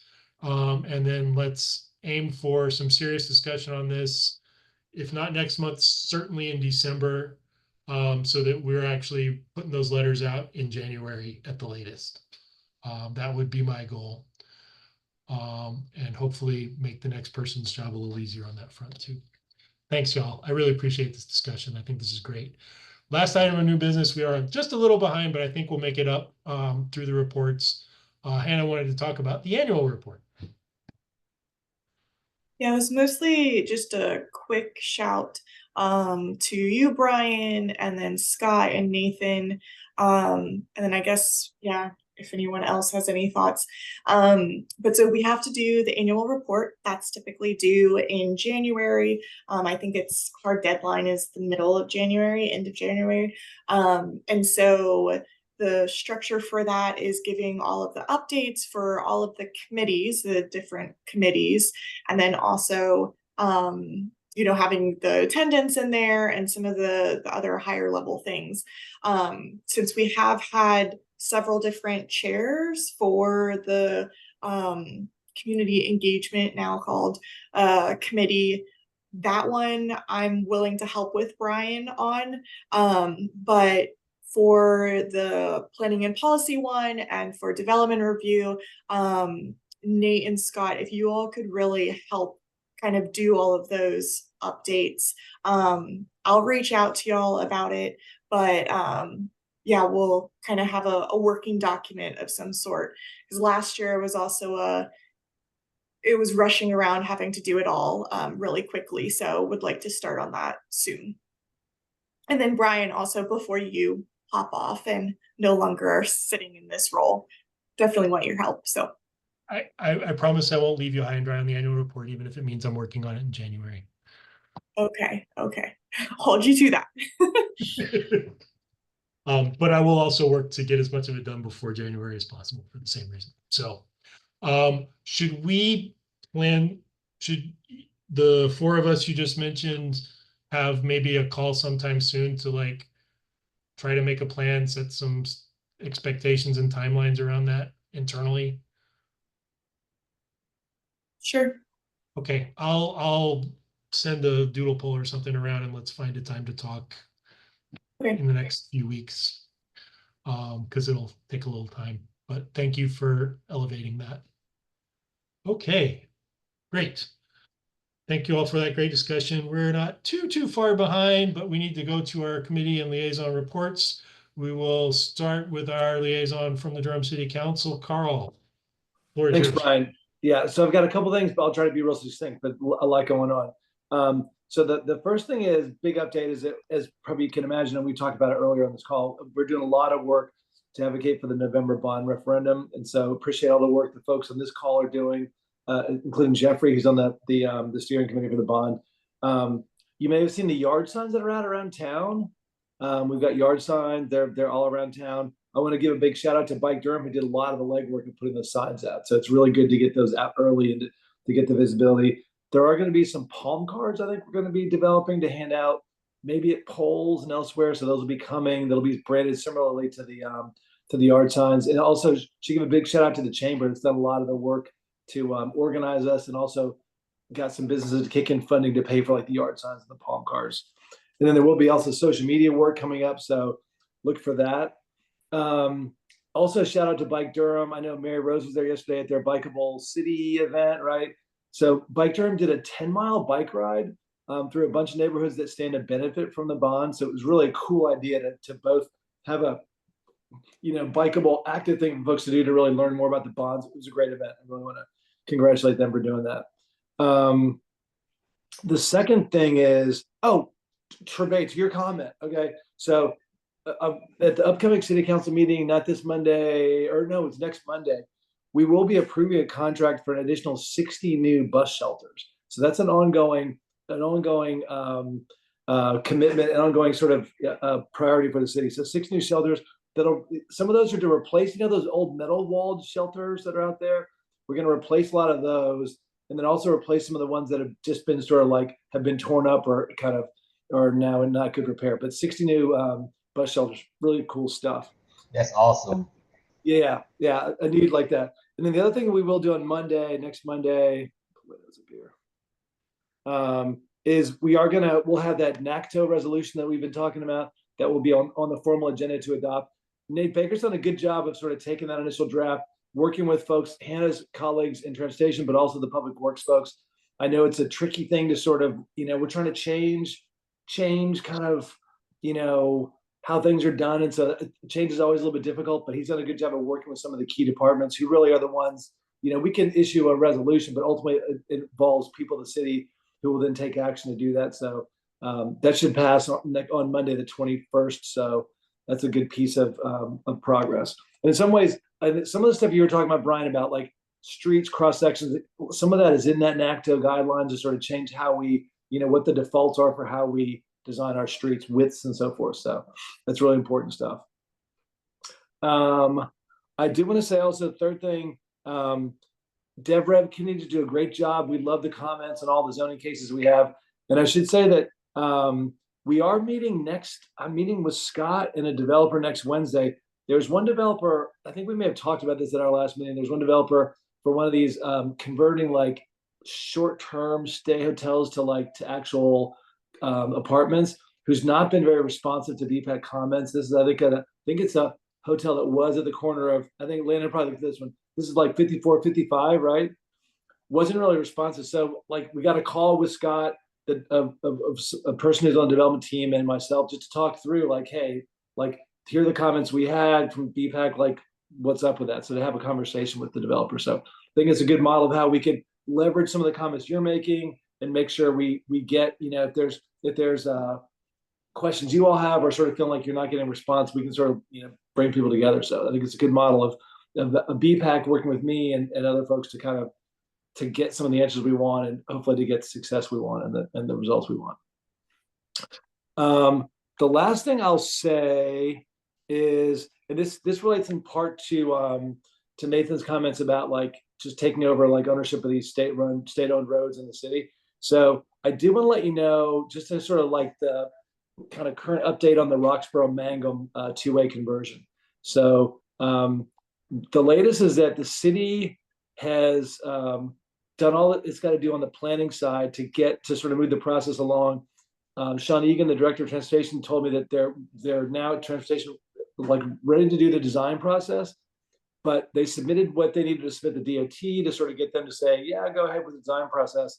And DOT, and Hannah, if you have more details, correct me if I'm missing any details, let me know if you want to add anything to this. But essentially DOT said like, yeah, we're not sure, They didn't say no, but they didn't say like, yeah, go for it. They're just like, we're not sure, So that's not good news. And so we've been essentially trying to like expedite this issue. I sent a message today to Lisa Mathis, we're in Division 5 for the state's divisions in DOT. Sent a letter today to Lisa Mathis, who's our Division 5 representative on the board, to say, hey, like we're not asking for money from the state. We just want you all to sort of like let this move along, We're also talking to the state legislative delegation, in particular Bernetta Alston and Zach Hawkins, who work more closely with DOT to say, like, is there something we can do to get higher ups just to sort of understand that we're not asking for money. We just want to get them to approve us moving forward. So we're trying to leverage as much as we can to get DOT. I know it's not their biggest priority. They got like obviously a lot to deal with in Western North Carolina, but we're just trying to get them to like just get out of the way. So it's not easy, but part of what I want to do is just kind of stay on this so we don't get behind the schedule we've set. So that's where we are right now. We've got $500,000 in the CIP this year to do that design work. So we're like prepared to like issue a contract and get going. But as Sean Egan said, like he doesn't want to bring a contract to the city if DOT is not sure they want to let us do the work. So we're a little bit, that's why we're at this point. So we're trying to get that unstuck with DOT. So I wish it were easier. You're probably not surprised about this, but I know this is a huge priority for the local citizens of Durham. And I know this is we want to do this one first and then get to Duke Gregson Duke Gregson next. So this is important to me, and I'm going to stay on this, but it'll take some work to make it happen. Thank you for that update. I really appreciate that. I know this group appreciates that and the work y'all are doing to keep the ball moving. Yeah. So thanks. Great. I think I'm going to move this along. If we could go to our other liaison reports, we'll start with Duke. Nathan, anything to report from Duke? Yes, an alternative transportation working group has now been created. It lives kind of under sustainability operations in the Office of Climate and Sustainability. And so we're meeting November 6th as our first official meeting as being an official entity, I believe. So, yes, Trevay. Go. Now, what is this group again, you say? With transportation? For Duke University, it's an alternative transportation working group to try to get Duke to be less car dependent and to try to get them to invest in better bus stuff, better biking stuff, better accessibility on campus, stuff like that. How could I be part of that, or do I not qualify? If you're a Duke person, I think you qualify. Yeah, I can probably get you added to that if you want. Okay, yeah. I would Because love it's to be. Love yeah, to be it's got part. university and health system staff. There's at least one student on there. There's a bunch of different people from all over the university. So I can, So you would have to be a Duke student or employee. yeah. Oh, okay. Never mind. I'm sorry. Hey Nathan, on that one, do you also have folks from like planning that are involved in that as well? Not yet. Because it's worth seeing if someone from the planning side would be willing to be part of that. I'm only thinking about this new rezoning we just gave Duke for the central campus, which gives them broad authority to design the central campus.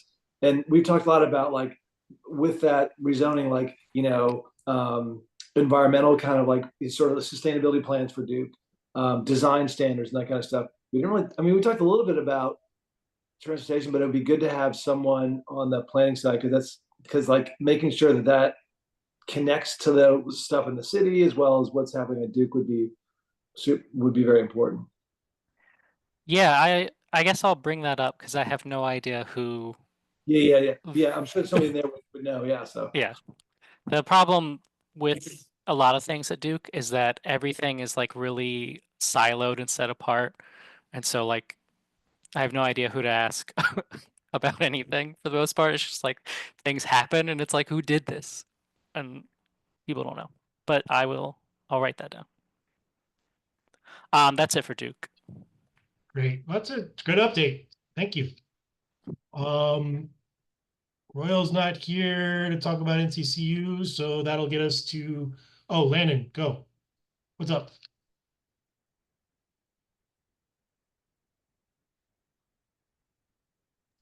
Sorry, dealing with an iPad. I'm traveling for work, so I don't have my normal setup.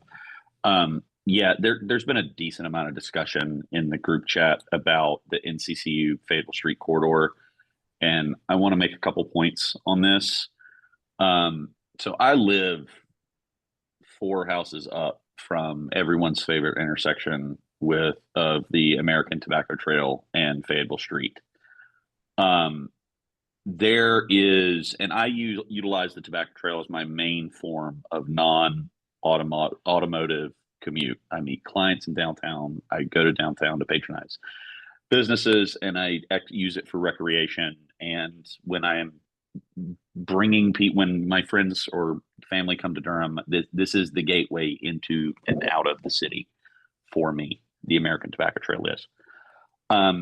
Recently, within the last like 3 weeks, that intersection has always been a problem. I recognize that, but recently, within the last 3 weeks, there has been established on directly adjacent to the trail a new encampment there. And since that time, and again, I use this all the time. So, if you want to come see this with me, come on. Urine, feces, rats in that area.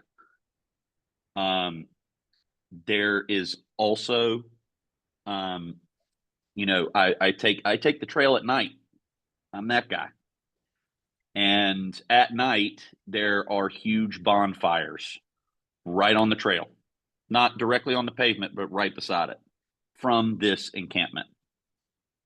And I know that it has been mentioned in the chat how DOST has declined to advocate for more patrolling because of fears of whatever.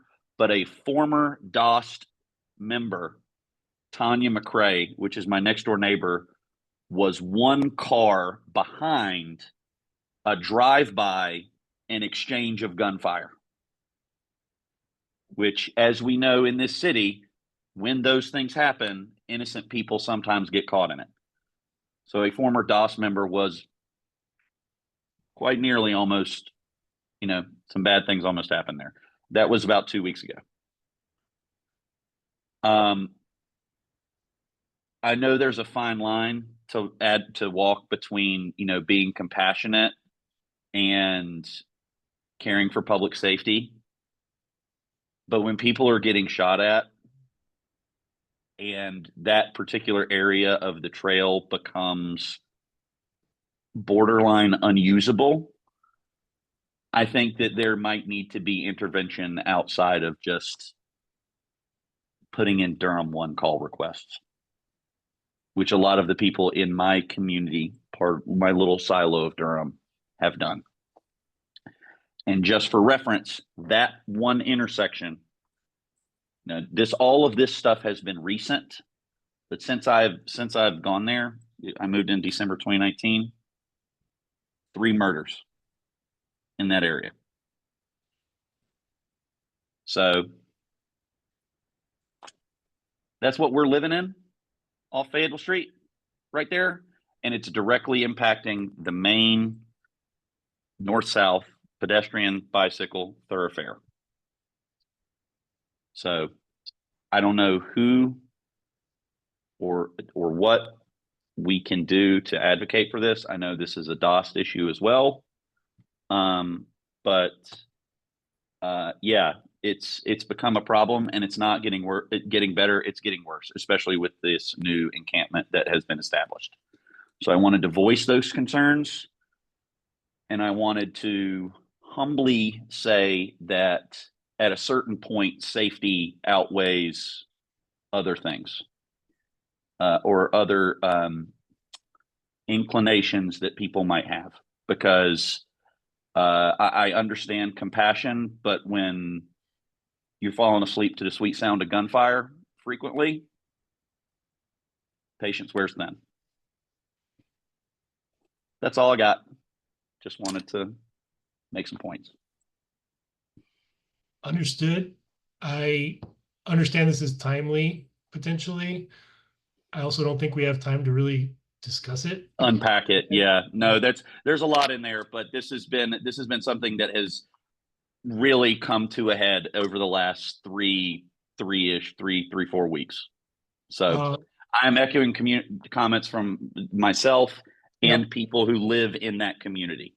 So, and I know that there was a point made in our September meeting that Durham wants to hear from people. If you would like me to bring other people from that community to echo these comments, I'm happy to do so. And maybe the city council is the place to make those comments, but I just wanted to raise it because this is a pedestrian and bicycle issue. So yeah. I think that's fair. I certainly have no problem. I mean, we are a forum for public comment as well. Sometimes people come, sometimes they don't, but that's entirely appropriate to raise that here. And thank you for elevating this issue. If you want to bring people to the next meeting, I have no problem with that. If we want to have this as a discussion item on the next meeting, I have no problem doing that as well. But yeah, we don't really have time to unpack it tonight, but this is complete news to me, and I just caught up with the chat while you were talking. So, thank you for carrying. Happy to show anyone who wants to come with me to Fayetteville Street. Okay. There's also, if I can say real quick, Brian, there's also, Landon, as you probably know, before every work session, there's a public comment period. You don't have to have an agenda item. You can just kind of come and speak about whatever you want to. So certainly coming to a work session and sharing that would be a very important way of like. I can come correct with several members of my neighborhood. Thanks. Including the former DOST member. Yeah, super. And so sorry about that. Yeah. Not fun. Yeah, it sucks. Before I move on, I think we're going to need a little extra time on this meeting. Could I get a motion for maybe an extra 10? I'll make a motion for an extra 10 minutes. Sorry that I blew it up. That's okay. I was going to have to ask for it anyway. Second. Seconded by Mary Rose, which I'm mostly saying because I think our minutes taker is gone. So I want to make sure it's on the recording. All in favor of adding 10 minutes to this meeting, please say aye. Raise your hand. Aye. Thank you. Are there any in opposition? Okay, let's add 10 minutes to the game clock and try to get through this. Thank you all. Okay. Where were we? Vision Zero, Mary Rose.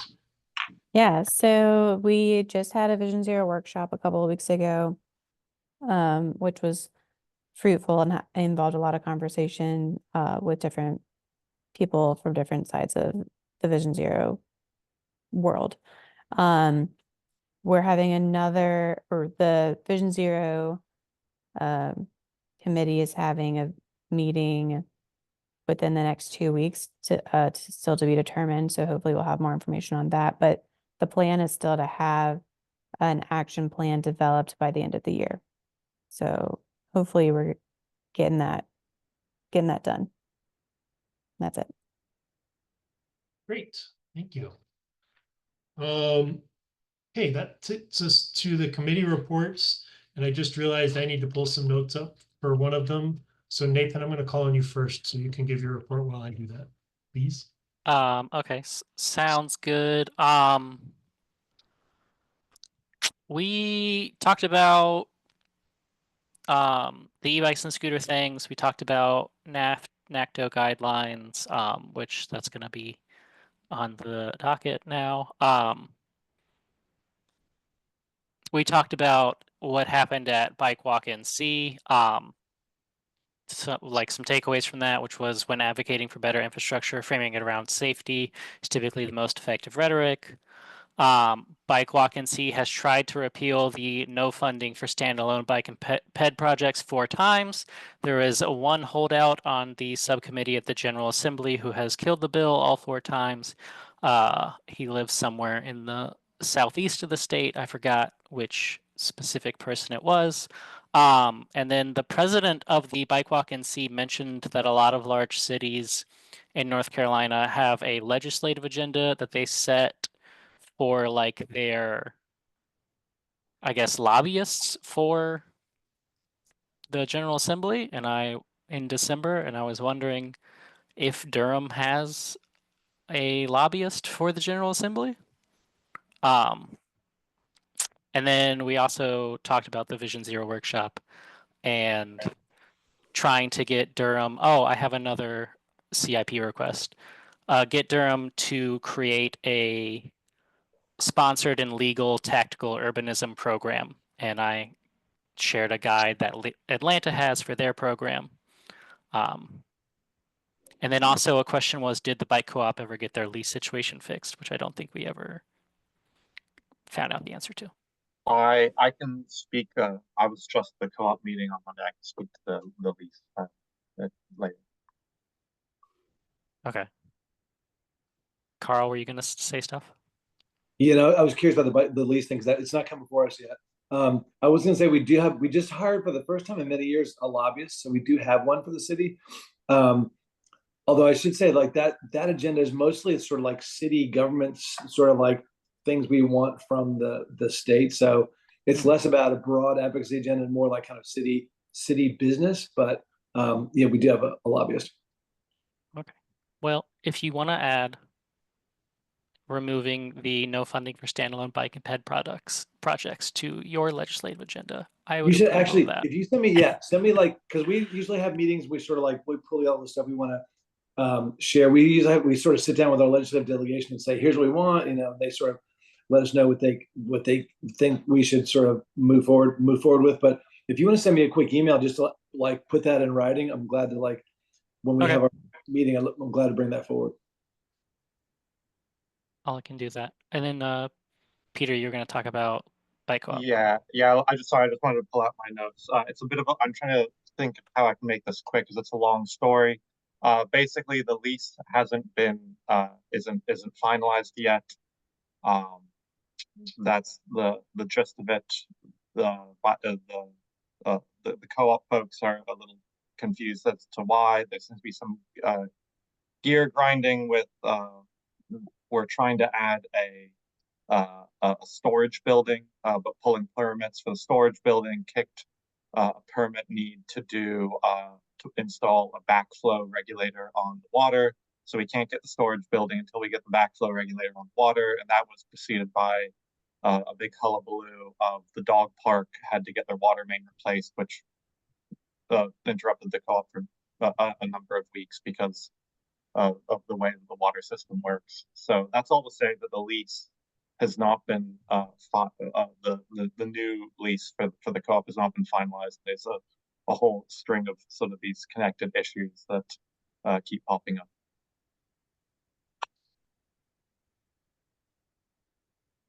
That's it for me. Thanks for those updates. I appreciate knowing that. Just for visibility, when is the lease actually up? Is it end at first of the year? Oh, sorry, Carl. I think March-ish. March. Okay. So a little time, but I realize it's probably getting tight. Yeah. Especially if you're having to look at a move, which I hope you're not. No, everyone's very confident it'll end up, unless someone else is confident here, but everyone at the co-op is confident that it'll be okay. Good, good. I've been around long enough. I remember when y'all moved into that facility, and it was not trivial. Oh, I'm getting played off. If I could make just one quick pitch, it would be the co-op would be very grateful if we could start building our storage building before we install a backflow regulator. It is we're going to install the backflow regulator. It's in the works, but yeah, it would be ideal. And one of the frustrations is that the city did replace the water main because of the dog park issue.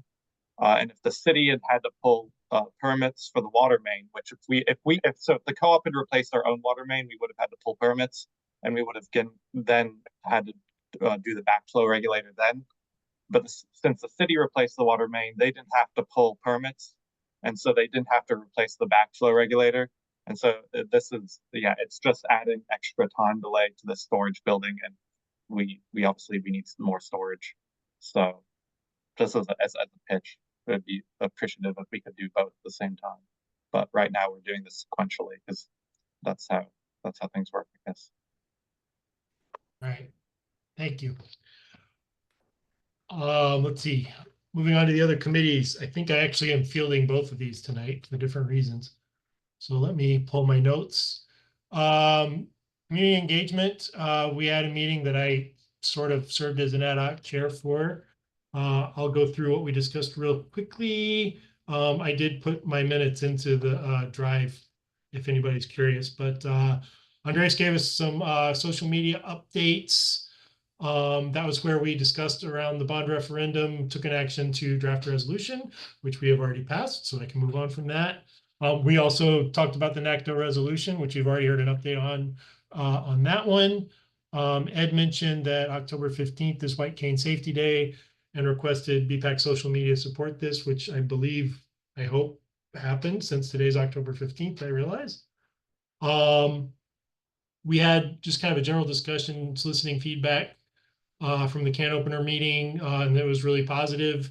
Felt that it was good to get out in the community, be more accessible, and that we should maybe try to do this once or twice a year. So we should probably have a broader discussion about that and our public facing and in-person meetings more broadly in the next month or two. So that's on me to pull that into the agenda. And then the last thing we discussed was me bullying people into being leadership for this committee, which was successful. So congratulations again to Hannah, the new chair, who will give this update next month. On DevRev, Scott couldn't be with us tonight. He sent a quick update via email, which I will summarize as we went over 5 cases. I don't think any of them were particularly extraordinary, so I'm not going to get into them.